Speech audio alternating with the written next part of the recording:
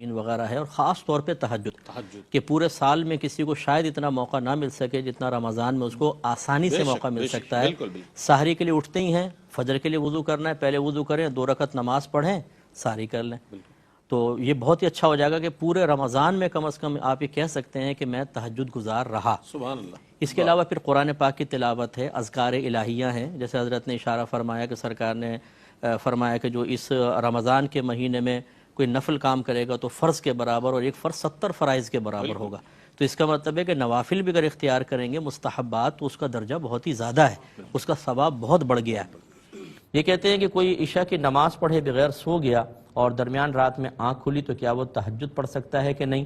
تہجد کا وقت یاد رکھیں، عشاء کے فرائض ادا کرنے کے بعد اور پھر انسان سو جائے تھوڑی دیر، پھر اٹھے گا تو تہجد کا وقت شروع ہو گیا۔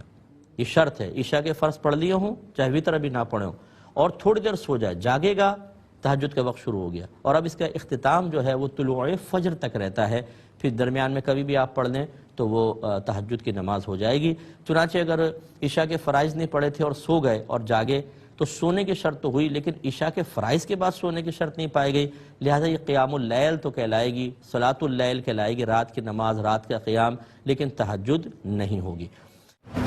یہ تہجد کا طریقہ یہ ہے کہ نفل نماز ہوتی ہے، 2 کر کے پڑھیں، کم از کم 2، زیادہ سے زیادہ 8 رکعتیں نبی کریم سے منقول ہے، اور نیت ویسی کریں گے، نیت کرتی ہوں 2 رکعت نماز تہجد واسطے اللہ تعالیٰ کے منہ قبلہ شریف کی طرف، اور جس طرح نوافل ادا ہوتے ہیں یا فرائض ادا ہوتے ہیں بالکل ویسے ہی، یعنی دونوں رکعتوں کے اندر الحمد شریف کے ساتھ سورت بھی ملانی ہوگی۔